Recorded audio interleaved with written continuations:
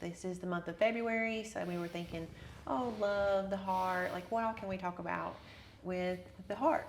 So today we're going to start with some things we can look at that you wouldn't necessarily think that affects your heart, and just kind of start with a general, see where, kind of have an idea, see where this will go, and then in the other episodes we'll talk about more specific things.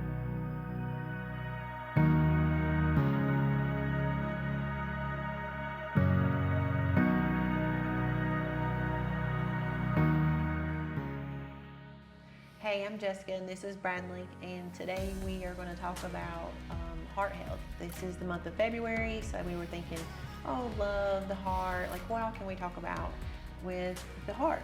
So today we're going to start with some things we can look at that you wouldn't necessarily think that affects your heart, and just kind of start with a general, see where, kind of have an idea, see where this will go, and then in the other episodes we'll talk about more specific things. Overview of So this one, main drivers of heart disease. This one's like, what could cause heart disease? Probably think the things maybe you don't always think about and stuff like that. Right. So, do you want to start? Sure.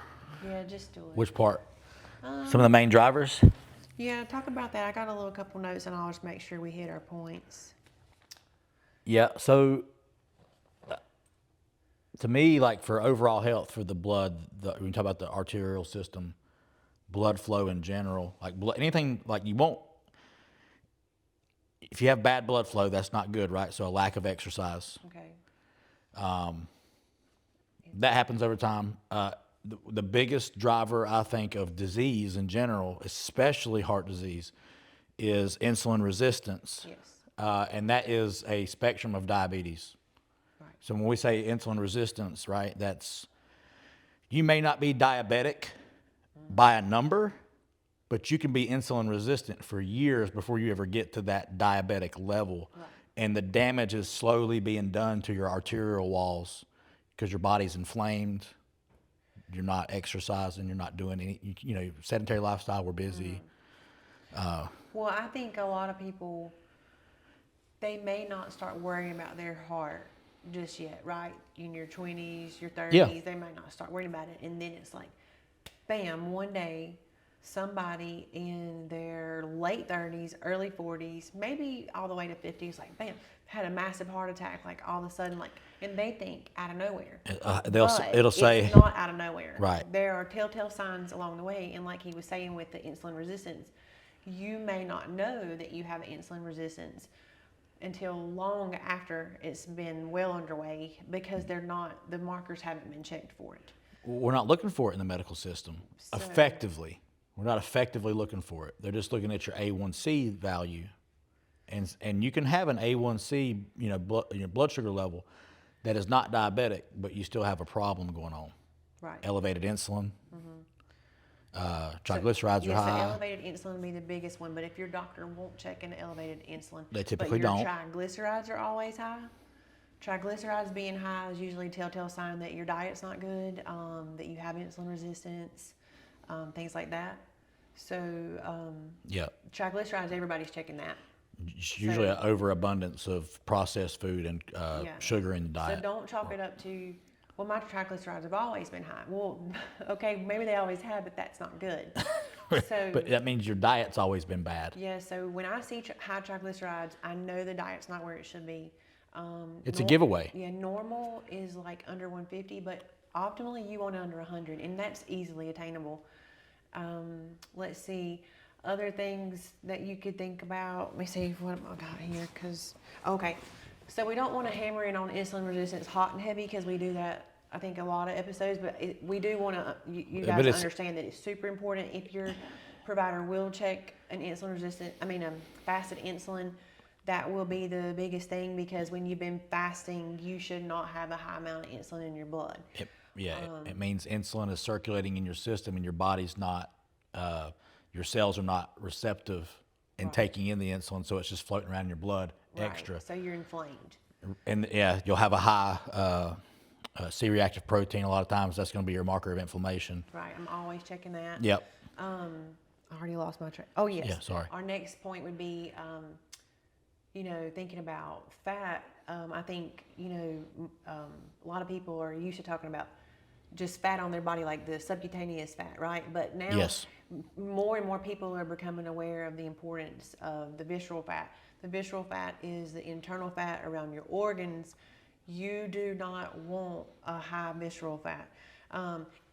Just in general, you don't want a lot of fat in your midsection anyway. So if you do have that, you don't want a big belly. Imagine what the fat is on the inside around the organs, and this is Right. increasing your risk for heart disease, diabetes, sleep apnea, all those things. So we're talking about the heart, so that's a big deal.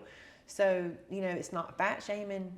I'm telling you, if you carry around a lot of weight, it is affecting your health. You just may not know it yet. No, it's literally life and death. It's not just affecting your health. It will become a problem. Here's the question. Is the problem going to occur in your early 40s? And now we're seeing it more in their 30s, people having heart issues, heart disease, because people, like when we were kids, maybe the bigger person that you knew that's always been big since they were 10, now they get to 40 and they die of a heart attack. And you're like, well, how could they die of a heart attack at 40? Because they spent 30 years severely overweight. Yeah. So at 40, people think they don't have a problem. Well, you could have a problem at 40. You could make it to 60. I think most people are going to have that issue before 70. So if you have a high level of visceral fat and a lot of extra weight, your risk of cancer and all kinds of stuff. I mean, just heart disease was what we're talking about, but all disease, you're going to be lucky to make it to 70. You'll be lucky, and your quality of life won't be good if you don't address that now. That's my point. Right. That's my soapbox. Yeah, you're right. And then I just had where we could talk about things that you can look at in your blood, specifically to know, like if you're at risk or whatever. So like, there's a lot of talk about LDL, that's your so-called bad cholesterol or whatever. But a lot of people focus on total cholesterol, and I think that that's what you don't want to focus on. I mean, it's not that it's not important, but you really want to look at the full picture. So like we said, triglycerides should not be sky high. You can control that with your diet. Under 100, and exercise. preferably. Yeah, and then if you were insulin resistant, that's still going to be your food choices. So it all comes back to food and movement to take that. LDL. You can have a little bit higher LDL and you're working out, you're eating right, and you're like, man, why is my LDL still a little elevated? But what you really need to look at is an apolipoprotein B, and that is a marker that is kind of, the way I like to think about it is it's looking at all of the LDL particles that could form and the atherosclerotic heart disease. So it could form that plaque that causes that heart disease. Look at a lipoprotein A. That is your genetic risk, so to speak, that you don't have a lot of control over with your diet and your lifestyle for the risk for the atherosclerotic heart disease. But it is good for awareness. Let's say that you came in, you got your lipoprotein A checked, and it's really high. Could you bring it down a little bit with diet and exercise? Maybe a little bit, but it's largely genetic. So what I'm always looking at, I'm looking at I'll look at the total, who cares? Look at your HDL, which is your good cholesterol. You want the HDL to be good. That has a cardioprotective effect. Your LDL, I'm like, okay, let's look at that, but what's the apolipoprotein B? Because you want it to be under 90 or optimally under 80 or whatever, because it's like your LDL could be a little bit above 100, but if that apolipoprotein B is less than 90, less than 80, it's like, okay, well, then the sum of all those atherogenic, I can't think, say atherogenic markers, the particles, I mean, is not out of control. Yeah, the sum of all those gives you a better picture. Yeah. I think my thing with the LDL, I'm kind of like in the middle. Like you have where I think the traditional medical system, this is where people kind of steer the other way and they don't trust, because it's like LDL is not, there's this movement like LDL is not a problem. Okay, well, it is if that apolipoprotein B is high. For most people, LDL will be a problem in America because most people are not eating well. They tend to have higher inflammation levels.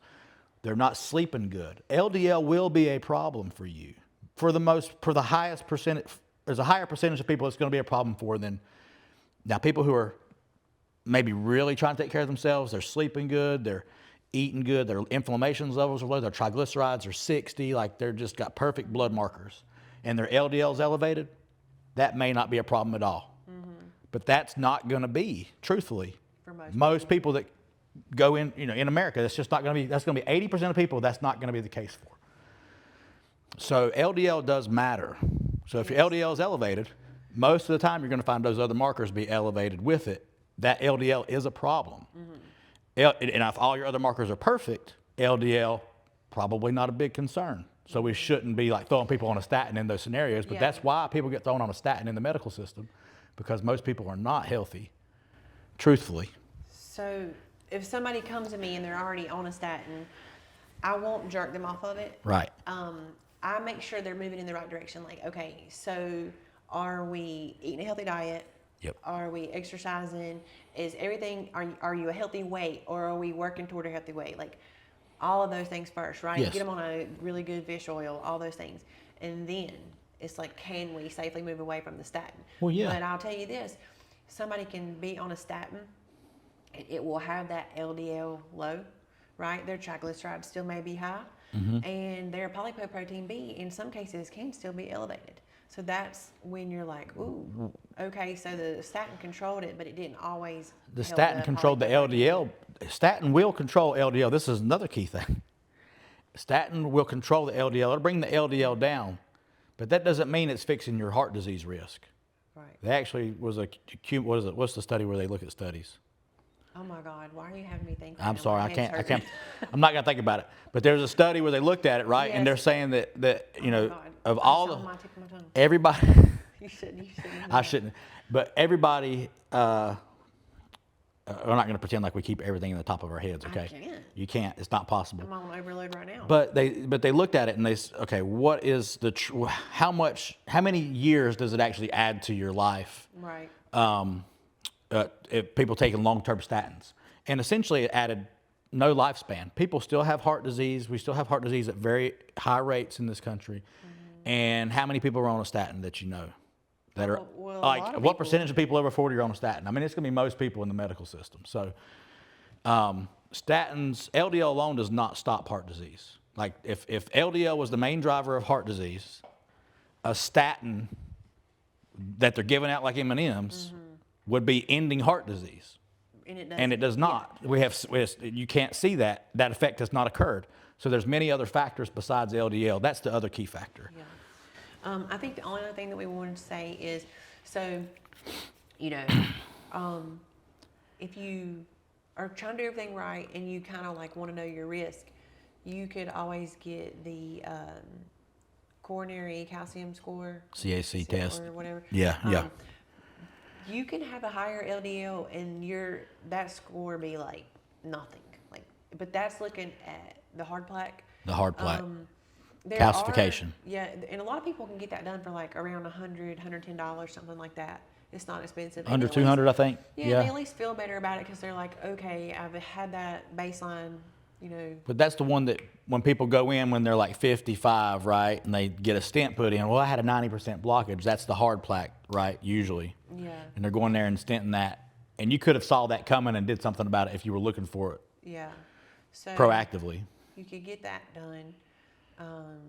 But otherwise, I think we were just kind of wanting to hit on just, things that could really affect your heart, cause the heart disease, and that you're not always thinking about, so your blood markers are important, your lifestyle is important, and then in the next episodes, we'll focus more on the others. I think the main thing, close this one. I think the main things are maintaining a good blood sugar, basically not being diabetic, not being insulin resistant, and we'll talk about how to fix that in later episodes, like what you can do to alleviate that. But elevated chronic blood sugar is toxic to the body, and over time, it doesn't kill you immediately, but it creates that level of inflammation in the body, and that's where that plaque will build up in your body over time. That's where LDL becomes a big problem because that's what's going to collect and calcify in the artery walls. So basically, insulin-controlled living keeping your insulin levels low.